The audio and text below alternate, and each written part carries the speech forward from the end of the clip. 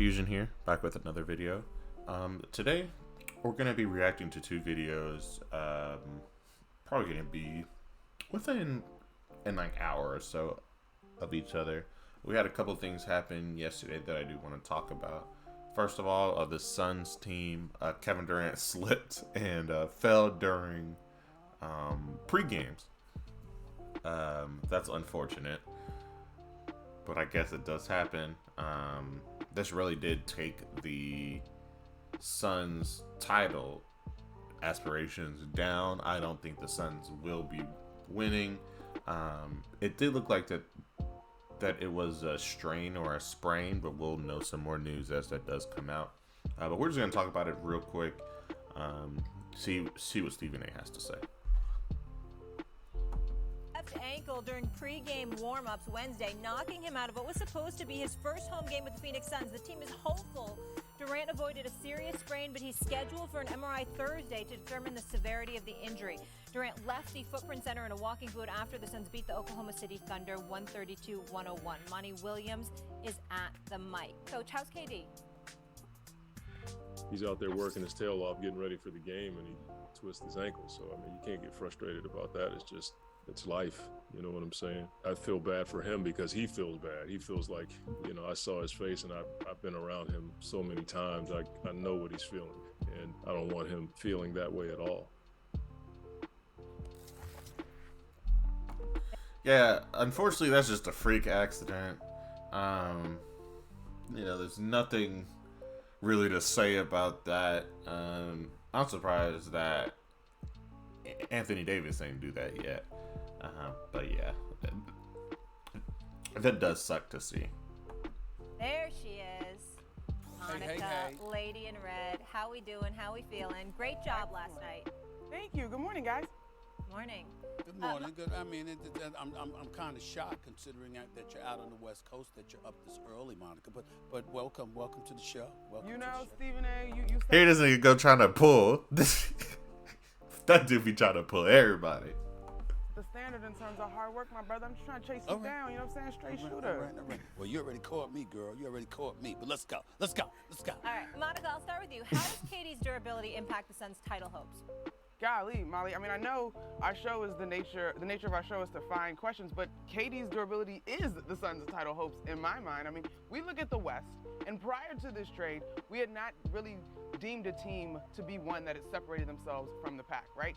So now that this trade has gone down, you trade two terrific defenders, a terrific shooter, you give up picks, you make the move. This is not a move that you make with the hopes of this being a long process. This is about this year, this is particularly about next year as well in my mind. And so because of the lack of depth now behind this trade, if KD is not available, this is absolutely going to be problematic for the Suns. And I understand folks will look at the standings and say Sacramento's now at number 2, Memphis is dealing with some challenges, and I get it, but this isn't about a team that gets to the second round or even to the Western Conference Finals for that matter. This is about a team coming out of the West, and they're going to need to be healthy. That includes KD's availability, I believe, to make that happen. And of course, above this conversation, we hope that this is not something serious, because everybody in the basketball world knows, and Monty Williams alluded to it in that sound there, that KD just wants to be healthy and hoop. And so I hope indeed this is not anything serious, but he's a pivotal piece in terms of what the Suns are trying to do. Yeah, that's definitely true. They lost out on a lot to make this trade, and now your trade asset is injured. That just messes up everything. Hopefully it is nothing too serious. Maybe sit him out from one or two games, but that sprained ankle just ain't no joke to deal with, honestly. I'm not going to say he's a pivotal piece. I'm going to say he is the piece. There is no title. There are no title aspirations that are reasonable for the Phoenix Suns without Kevin Durant. It starts and ends with him. If he ain't there, they don't have a snowball's chance in hell. Let's just get that out the way first. Another thing I'd like to get out of the way, Monica McNutt, Eminem, who I affectionately call Eminem, I got this problem. And I just want to say this. And again, listen, I'm a fan of Nike. Nike's the creme de la creme. I get all of that. All right? But I got to tell you something right now. I've never liked KD's sneakers. Ever. From the standpoint of them being low tops. So, personally, I don't play in low tops, so I sort of understand where he's coming from.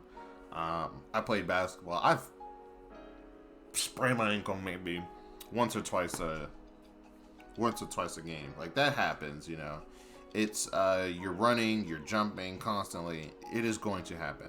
Now, one thing to help that is to wear high tops, something that will protect your ankle. Personally, if I am wearing low tops when playing basketball, I will double up socks. Sometimes I will wear tape around my ankles just for that extra support. Knowing how my ankles are, that has helped me out. But having those low cut shoes and hooping is gonna set you up at some point. I knew Like, you were he'll going work there. these look, and I'm like, damn it, whatever happened to protecting wrapping your ankle? I'm not saying he doesn't wrap it up, because obviously he does, but I'm just saying, my Lord, I just look at a grueling NBA schedule running up and down the basketball court, how physical the game can be, how much you use your legs, obviously, your cut, you're making sharp cuts, you're jumping, you're coming down, all of this other stuff. I've constantly, throughout the years, I've never liked the fact that I always saw him with low tops. I'm not talking about the quality of the Nike sneaker or the KD 50, whatever the hell they're called these days. I'm just saying, whatever happened to high tops? Whatever happened to having some sneakers that wrap your ankles a little bit so we don't see the kind of stuff? Not to say that can't happen definitively, because I know better. I'm just saying, my God, wear a sneaker that's somewhat more protective than the ones that he customarily wears, because I don't think they are. Now, having said all of that, Eminem, here's the bottom line. Okay, as I said before, the durability of Kevin Durant matters. I get all of that. I hate the fact that this is even a question, because he tore his Achilles. That could be anybody. A few years ago, he comes back after missing a full season. He comes back. He plays 35 games the next season, 55 games thereafter. And every time he's on the basketball court, it looks like he hasn't missed a beat. This year, he's averaging over 29 a game. Just hit a game-winning shot against Dallas the other night. We know how lethal, how mercurial, how great this brother is when he's healthy. But he's also the easiest person to transition back into a lineup, because he just has that kind of game, that kind of knowledge and brilliance, that kind of efficiency. The Phoenix Suns are going to be fine. Just to pause real quick, that is true. I think he is one of the few stars that can fit into a role and stay there and work, if that makes sense. He could go into a Warriors team and work. I don't think a lot of other superstars can do that, because he can shoot, which spaces the floor. He can defend. What else? He's a decent playmaker. He's unselfish. That is also something that makes him a little bit more different than the other superstars / all-stars. He's willing to make that pass and willing to make that extra play. So that's also interesting to see that from him. But he's always been someone who could fit around other stars. Now I'm wondering what will happen with this Suns team when they lose this piece here. So long as he's able to come back, I don't believe it's that severe based on how he got up and was walking a little bit, even though obviously he was gimpy from the twist. I think he'll be fine probably in a week or two. But the bottom line is that I just looked at it. The first thing I thought to my mind was them damn sneakers. First, your damn toe was too big. You know what I'm saying? You should have hit a 3 when you hit a 2. Okay, you beat Milwaukee a few years ago, and they wouldn't have won the championship. And now we got something like this going on. That's what I found myself thinking. We both totally agree on his importance to this team and wanting him to get healthy. So now let's just talk about shoe construction a little bit, because I had a chance to hang out with some Nike folks over All-Star. You know that he is collaborating on this show. So I'm not gonna talk about the shoe stuff. I think I'm gonna end it here.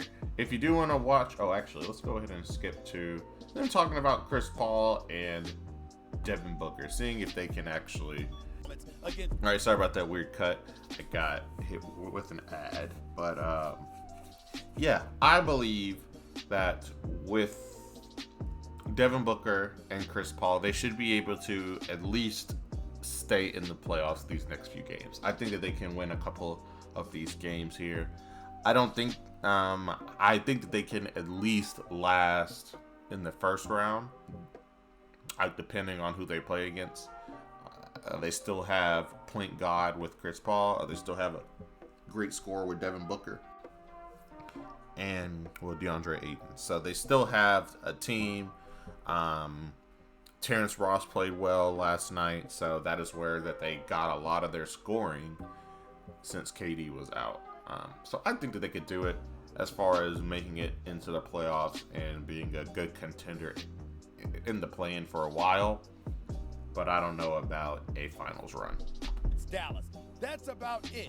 Devin Booker is something special to behold. He can put up 40 or 50 any night you want him to. And DeAndre Ayton can walk around averaging 20 and 10 as a legitimate 7-footer. He needs to focus a bit more on rim protection. There's no question about it, making sure that he's formidable in the paint as a defensive presence. But outside of that, I just get tired of people talking about Booker like Booker is he's a really good player, and I think he can put up some points and he can do something for you. No, he's a star, if not a superstar. There's plenty of teams in the NBA that would love to have Devin Booker as a number one option. He's that special. He is something to behold, and we need to recognize what a star this brother is. Steve, now you got me wanting to go on a tangent now because, yes, you are absolutely right, but why is that? I know that's not the question. To Molly's question, yes, Devin Booker, Chris Paul, DeAndre Ayton, they have the ability to keep this team afloat.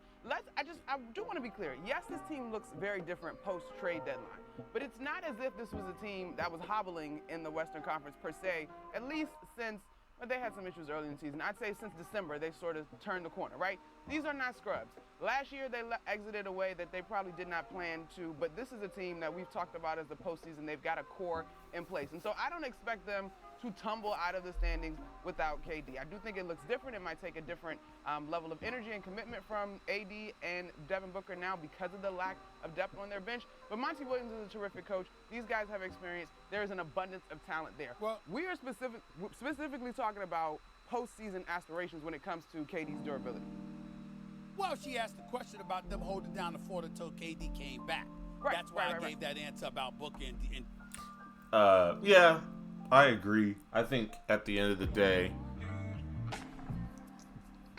Devin Booker and Chris Paul and DeAndre Ayton need to stay at this level. Terrence Ross, he's going to get you 15 some games, maybe 20 some games. He'll hit a couple threes. He'll be great for your home games. He is definitely a good home game player because he will produce those highlights, help the team chemistry, do the great plays, and people will feed off of that momentum. That is what he does well. So if they can keep this up, I don't see the Suns really being really struggling, honestly, until we probably get to the second round. Then I think that's usually when the teams sort of weed themselves out on who are the real great teams. But that's everything. Like, comment, subscribe, and I'll see y'all later. Peace.